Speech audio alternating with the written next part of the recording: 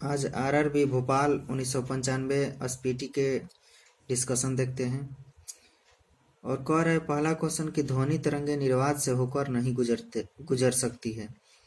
तो सही बात है भाई, ध्वनि तरंगे निर्वात से होकर नहीं गुजर सकती है। निर्वात के मतलब वैसा जगह जहाँ हवा भी ना हो, और जहाँ हवा नहीं रहेगी वहाँ पर ध्वनि तो कैसे पास करेगी, इसीलिए निर्वात में ध्वनि नहीं पहुँच सकती है। अब ध्वनि से क्वेश्चन आ गया, तो ध्वनि से एक दो और क्वेश्चन है। कह रहा है कि ध्वनि तरंगे 3 प्रकार की होती है। ध्वनि तरंगे 3 प्रकार की होती है: अश्रव्य तरंग, श्रव्य तरंग और प्रश्रव्य तरंग। अश्रव्य तरंग 20 हर्ट्ज से नीचे की होती है। अश्रव्य तरंग 20 हर्ट्ज से नीचे की होती है, जो पुरुष द्वारा नहीं सुना जा सकता है। और श्रव्य तरंग 20 हर्ट्ज से 20,000 हर्ट्ज के बीच होता है, जो कि पुरुष द्वारा सुना जा सकता है। श्रव्य तरंगे 20 हर्ट्ज से 20,000 हर्ट्ज के बीच होता है, जो पुरुष द्वारा सुना जा सकता है। और पराश्रव्य तरंगे यानी 20,000 हर्ट्ज से ऊपर की तरंगे। पराश्रव्य तरंगे यानी 20,000 हर्ट्ज से ऊपर की तरंगे, जिसको कुत्ता बिल्ली द्वारा सुना जा सकता है। अगला प्रश्न कह रहा है कि ग्रामीण विकास संस्थान कहाँ स्थित है? हैदराबाद में। ग्रामीण विकास संस्थान हैदराबाद में स्थित है। अगला प्रश्न कह रहा है कि अंतरिक्ष यात्री को अंतरिक्ष कैसा दिखाई देता है? तो अंतरिक्ष यात्री को अंतरिक्ष काला दिखाई देता है। अगला प्रश्न कि भारत की जलवायु कैसी मानी जाती है? तो उष्णकटिबंधीय मानी गई है। भारत की जलवायु उष्णकटिबंधीय मानसूनी है। बल्ब का तंतु बना होता है, तो बल्ब का तंतु टंगस्टन का बना होता है।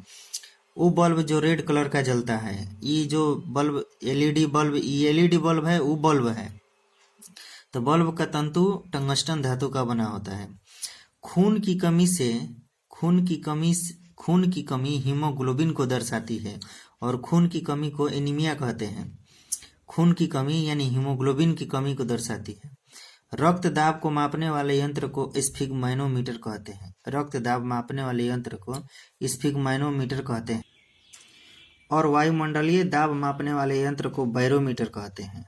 हृदय और फेफड़े की गति सुनने को स्टेथोस्कोप कहते हैं उस यंत्र को। और हृदय की गति की जांच कार्डियोग्राम में की जाती है। द्रव का अपेक्षिक घनत्व हाइग्रोमीटर से मापी जाती है। द्रव का अपेक्षिक घनत्व हाइग्रोमीटर से मापी जाती है। पौधों की जड़ों के दाब की माप मैनोमीटर से की जाती है। और वर्षा की मापक यंत्र रेन गेज कहलाती है। रेन मीन्स वर्षा होती है, और गेज मतलब मापक होता है। वर्षा का मापक रेन गेज के द्वारा किया जाता है। भूकंप की तीव्रता का माप रिएक्टर स्केल से की जाती है। भूकंप की तीव्रता का मापक रिएक्टर स्केल से की जाती है। और भूकंप के झटके जो है रिएक्टर स्केल पर मापी जाती है। दूध की शुद्धता लैक्टोमीटर में मापी जाती है। समुद्र की गहराई फेदोमीटर में। हवा की गति या शक्ति एनीमोमीटर में। वायुमंडल की आर्द्रता हाइग्रोमीटर में। भूकंप की तीव्रता सिस्मोग्राफ आ गया।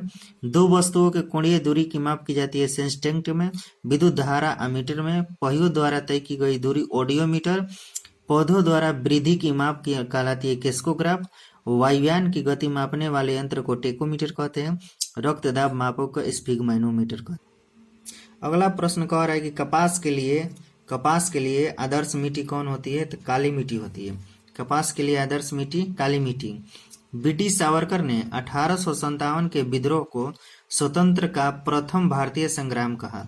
बीटी सावरकर ने 1857 के विद्रोह को स्वतंत्रता का प्रथम भारतीय संग्राम कहा। अतः 1857 के नेतृत्वकर्ता के भी कुछ देख लेते हैं, स्थान और नेतृत्वकर्ता के नाम। 1857 के क्रांति के नेतृत्वकर्ता और केंद्र का नाम। तो दिल्ली से बहादुर शाह जफर थे। दिल्ली से बहादुर शाह जफर नेतृत्वकर्ता थे। लखनऊ से बेगम हजरत महल थे। कानपुर से नाना साहब थे। झांसी से रानी लक्ष्मीबाई थी। बिहार से कुंवर सिंह। इलाहाबाद से लियाकत अली। बरेली से खान बहादुर खां। फतेहपुर से अजीमुल्ला खां। फैजाबाद से मौलवी अहमदुल्ला शाह थे। गोरखपुर से गंगाधर सिंह थे। और ग्वालियर से तत्या टोपे थे। अगला प्रश्न कह रहा है कि भारतीय संविधान में भारतीय संविधान में सरकार का संसदीय स्वरूप ब्रिटेन से लिया गया है। भारतीय संविधान में सरकार का संसदीय स्वरूप ब्रिटेन से लिया गया। तो देखते हैं और कुछ कौन कौन देश से क्या लिया गया है। तो अमेरिका से मौलिक अधिकार लिया गया है, न्यायिक पुनरावलोकन लिया गया है, संविधान की सर्वोच्चता अमेरिका से लिया गया है, न्यायपालिका की स्वतंत्रता अमेरिका से लिया गया है, निर्वाचित राष्ट्रपति एवं उस पर महाभियोग अमेरिका से लिया गया है, उपराष्ट्रपति का पद भी अमेरिका से, उच्चतम न्यायालय और उच्च न्यायालय के न्यायाधीशों को हटाने की प्रक्रिया एवं वित्तीय आपातकाल ये सब अमेरिका से लिया गया। एकल नागरिकता भी ब्रिटेन के संविधान से लिया गया है। नीति निर्देशक तत्व आयरलैंड के संविधान से लिया गया है। राष्ट्रपति के निर्वाचक मंडल की व्यवस्था आयरलैंड से। राष्ट्रपति द्वारा राज्यसभा में साहित्य, कला, विज्ञान, समाज सेवा इत्यादि के क्षेत्र में ख्याति प्राप्त व्यक्तियों का मनोनयन भी आयरलैंड से लिया गया है।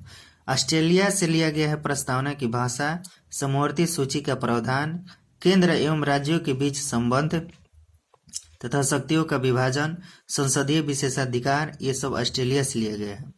और जर्मनी से आपातकाल लिया गया है। आपातकाल के दौरान राष्ट्रपति को मौलिक अधिकार संबंधी शक्तियां भी ली गई है।